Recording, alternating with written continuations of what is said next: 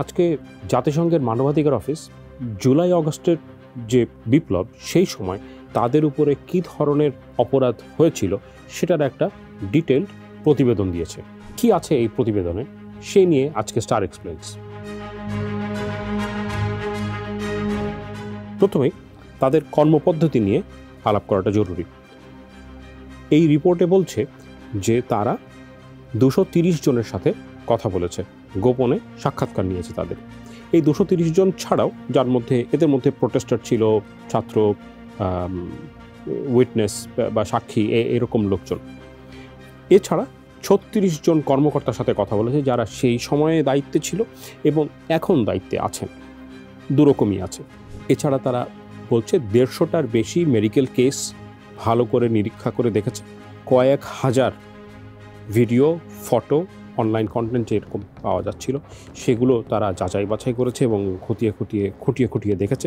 এগুলোর ভিত্তিতে তারা বলছে জুলাইয়ের 1 তারিখ থেকে অগস্টের 15 তারিখ পর্যন্ত তারা দেখতে পাচ্ছে যা যা হয়েছে তাতে বোঝা যায় যে সিস্টেম্যাটিক্যালি, একেবারে পরিকল্পনা করে ক্ষমতায় থাকার জন্যে অত্যাধিক বল প্রয়োগ করা হয়েছে। যেভাবে বল প্রয়োগ করা হয়েছে তাতে অনেক মানুষ মারা গেছে, অনেকে আহত হয়েছে, অনেককে তুলে নিয়ে আসা হয়েছে, অনেক মানুষকে গ্রেপ্তারও করা হয়েছে। এবং এইগুলোর ভিত্তিতে তারা বলছে যে এই সময় মানবাধিকারের লঙ্ঘন হয়েছে, খুব সিরিয়াস মানবাধিকারের লঙ্ঘন হয়েছে। যেইভাবে পরিকল্পনা করে এটা একটা সংগঠিতভাবে যে প্রোটেস্টার তাদের উপরে যে অপরাধগুলো হয়েছে সেইটা জাতিসংঘের এই রিপোর্ট অনুযায়ী বলা হচ্ছে যে এইটা আসলে মানবতা বিরোধী যে অপরাধ, ক্রাইমস এগেনস্ট হিউম্যানিটি, তার মধ্যেও পড়তে পারে। সম্ভবত সেই রকম একটা জিনিস এখানে হতে পারে তারা বলছে। এই রিপোর্টের বক্তব্য অনুযায়ী তারা বিভিন্ন মানুষের সাথে কথা বলে বুঝতে পারছে যে সেই সময় আওয়ামী লীগ সরকারের যারা রাজনৈতিক নেতৃত্বে ছিলেন তারা এবং সেই সময়কার যত আইন প্রয়োগকারী সংস্থা ছিল, যে সমস্ত গোয়েন্দা সংস্থা ছিল, তারা সবাই এর মধ্যে জেনে শুনে তারা জড়িত ছিল এবং তারা এই কাজগুলো জেনে শুনেই করেছে। ইংরেজিতে যেটা বলছে যে নলেজ, কোঅর্ডিনেশন অ্যান্ড ডিরেকশন, এই সবাই এর মধ্যে সামিল ছিল। এই সব কিছু করার পরে তাদের হিসাব অনুযায়ী এবং বিভিন্ন সাক্ষ্যের ভিত্তিতে তারা বলছে যে প্রায় 1400 মানুষ মারা গেছে। এই 1400 মানুষের মধ্যে 12 ভাগ শিশু। এই 1400 মানুষের মধ্যে 66%, প্রতি 3 জনে 2 জন মিলিটারি রাইফেলের গুলিতে মারা গেছে। এর মধ্যে মিলিটারি রাইফেল বলতে শুধু আর্মির হাতে রাইফেল তা না, পুলিশ, আমরা দেখেছি যে পুলিশ, বিজিবি, বিভিন্ন এই ধরনের যে সেই সময় বাহিনীগুলো ছিল সবার কাছে এই অ্যাসল্ট রাইফেল ছিল, তারা যে গুলি করেছে সেটার কথা বলছে। এছাড়া আরও 12% মারা গেছে পুলিশের শটগানের যে ছড়রাগুলি, সেই ছড়রাগুলির আঘাতে, আর 2% পিস্তলে। তো সব মিলিয়ে প্রতি 5 জনে 4 জন গুলিতে মারা গেছে। এছাড়া তারা বলছে যে এখন পর্যন্ত বাংলাদেশের হেলথ মিনিস্ট্রি 841 জনের মৃত্যু এটা কনফার্ম করে। বাংলাদেশ হেলথ মিনিস্ট্রি এটাও বলছে যে 13,500-এর মতো ইনজার্ড। এর বাইরে তাদের পাওয়া তথ্য অনুযায়ী 11,700 মানুষকে ওই সময় গ্রেপ্তার করা হয়েছে। এইখানে তাদের ফাইন্ডিংস অনুযায়ী বলা হচ্ছে যে আওয়ামী লীগ সাথে কিছু ক্রিমিনাল অর্গানাইজেশন যেগুলো তাদের ভ্রাতৃপ্রতিম অঙ্গ সংগঠন হিসেবে পাওয়া যায়, এই ছাত্রলীগ, যুবলীগ ইত্যাদি, এদের মাধ্যমে এক রকমের চারিদিকে হচ্ছে ভায়োলেন্স ছড়িয়ে দেয়। এদের সাথে যোগসাজশে কাজ করে ওই সময়কার যত আইন প্রয়োগকারী সংস্থা এবং গোয়েন্দা সংস্থা, সবাই এর মধ্যে জড়িত ছিল।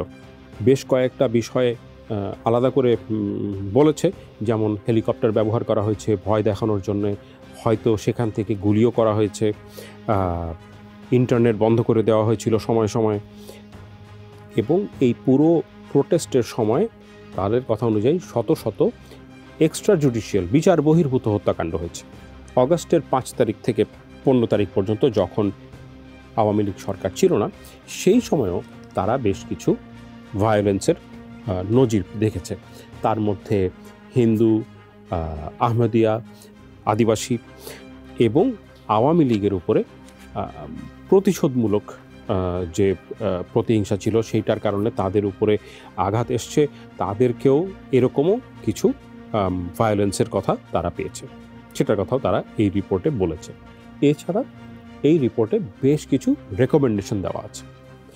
এই রেকমেন্ডেশনগুলো হচ্ছে অনেকগুলোই আছে, তার মধ্যে যেগুলো উল্লেখ করার মতো একটা কথা বলছে যে পুলিশের কাছে মারাত্মক জখম হতে পারে এই রকম গুলিওয়ালা বন্দুক না রাখা। তো ওই যে শটগান যেগুলোর মধ্যে ছড়া গুলি আছে, যেগুলোতে আসলে অনেক ক্ষতি হয়, সেই ধরনের ছড়াওয়ালা শটগান তাদেরকে যেন আর ব্যবহার করতে দেওয়া না হয়।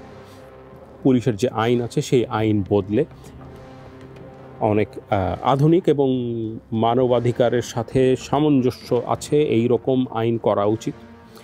এছাড়াও আরও অনেকগুলো আইন বদলাবার কথা বলেছে। তার মধ্যে একটা হচ্ছে টেলিকমিউনিকেশনস রেগুলেটরি অ্যাক্ট।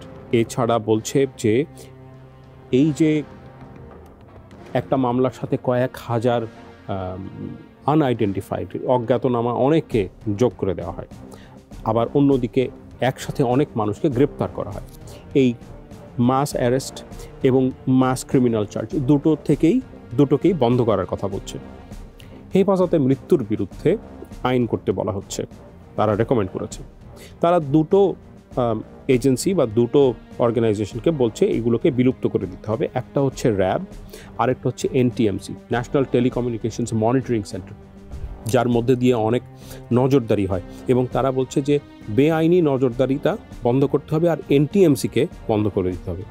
এছাড়া তাদের রেকমেন্ডেশন অনুযায়ী বিজিবি, বর্ডার গার্ড বাংলাদেশ, তাদেরকে বাংলাদেশের সীমান্ত রক্ষার কাজেই যেন ব্যবহার করা হয়, তাদেরকে একটু রেস্ট্রিক্ট করা। সাধারণত রাস্তায় যেরকম বিজিবি মোতায়েন করা হয় সেটা যেন না করা হয়। ডিজিএফআই এর কর্মকাণ্ড আর একটু সীমিত করা হোক, সেটার কথা বলছে। আনসার ভিডিপিকে বলা হচ্ছে যে মিলিটারাইজেশন যেন বন্ধ করা হয়, তাদের হাতে যেন এই ধরনের অস্ত্রশস্ত্র না থাকে, সেটা একটা। বলছে যে আর্মি শুধুমাত্র তখনই আসলে মোতায়েন করা উচিত যখন দেশের সিকিউরিটি একটা হুমকির সামনে আসবে, সেই রকম অবস্থায় খুব এক্সেপশনাল কোনো যদি অবস্থা হয় তখন আর্মিকে মোতায়েন করা যেতে পারে, এছাড়া করা ঠিক হবে না। আর এছাড়া তারা একটা ন্যাশনাল পুলিশ কমিশনের কথা বলছে, যেখানে পুলিশের সমস্ত অ্যাপয়েন্টমেন্ট, তাদের প্রমোশন, তাদের ট্রান্সফার, এই সব কিছু দেখভাল করবে সেই ইন্ডিপেন্ডেন্ট একটা ন্যাশনাল পুলিশ কমিশন। পুলিশের যত রকমের অভিযোগ পুলিশের বিরুদ্ধে, তার জন্য একটা ইন্ডিপেন্ডেন্ট একটা কমিশনের কথা বলছে, যেইখানে এই সমস্ত অভিযোগের তদন্ত হবে। এছাড়া আরও বেশ কিছু রেকমেন্ডেশন আছে যেটা এই রিপোর্টে পাওয়া যায়। এছাড়াও তাদের আরেকটা গুরুত্বপূর্ণ বক্তব্য হচ্ছে যে তাদের হাতে বেশ কিছু প্রমাণাদি আছে, যে এইখানে কী ধরনের অপরাধ হয়েছিল এবং সেই অপরাধ প্রমাণ করে এরকম বেশ কিছু দলিল এবং প্রমাণ আছে। তো সেই প্রমাণ বাংলাদেশ সরকারের সাথে তারা তখনই বাংলাদেশ সরকারের হাতে তুলে দেবে যখন আমাদের এখানকার বিচার প্রক্রিয়া আন্তর্জাতিক মানসম্পন্ন একটা জায়গায় পৌঁছাবে, তখন। তার জন্য তাদের কিছু শর্তও আছে।